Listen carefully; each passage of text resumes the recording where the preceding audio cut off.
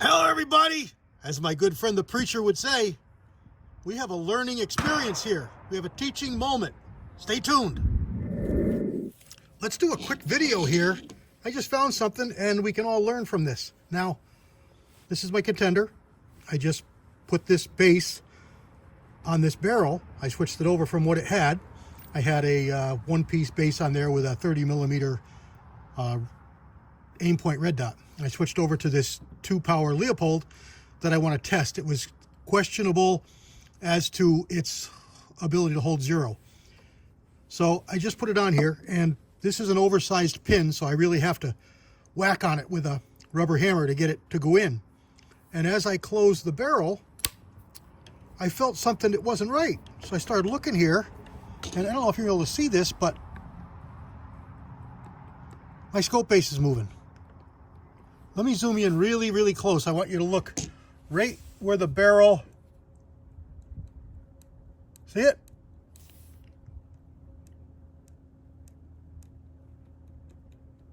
See it moving?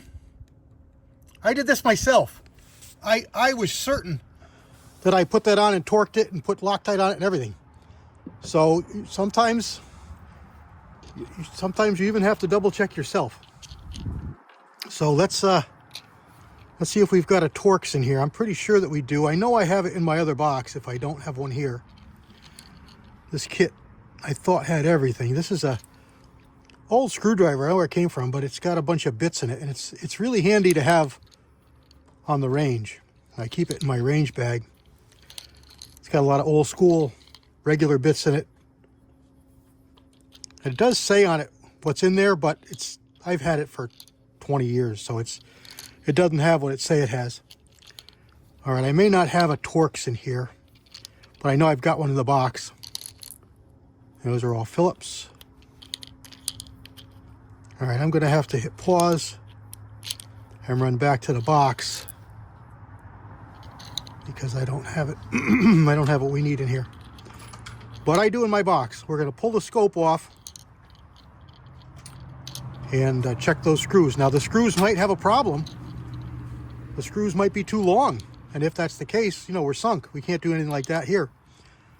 But if the screws are too long, they're going to bottom out in the holes and not capture the base down tight on the barrel, which is probably what's happened.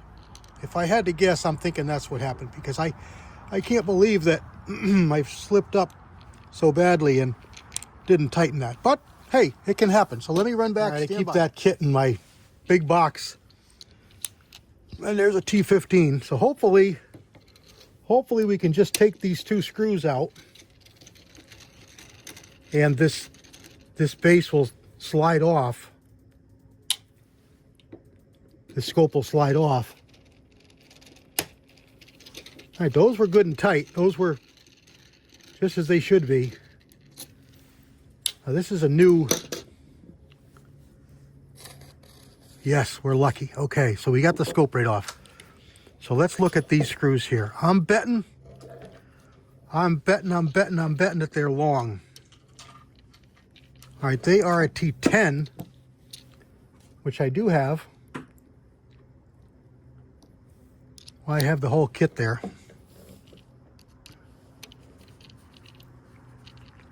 Yep, that's tight. That's tight. That's tight.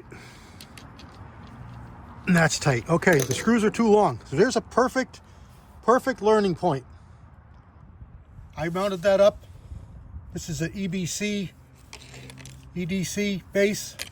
I figured everything would be fine, but it is not.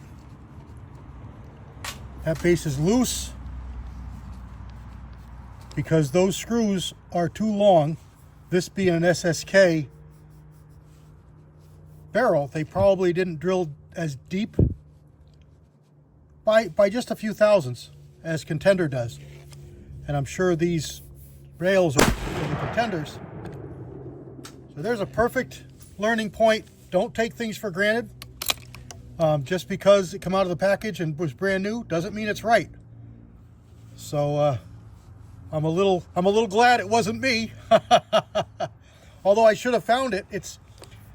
you know, in my own defense, right now it doesn't, I can feel it just, but it's not. I mean, if I just mounted that on there, I would think that was fine.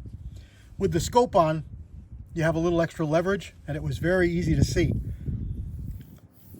But here we go. So if this was a hunting trip, you know, you'd be sunk. But luckily, it's just a range trip.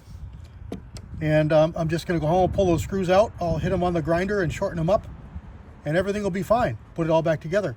But really good learning point. Watch this stuff. It can be a problem. God bless everybody. CW out.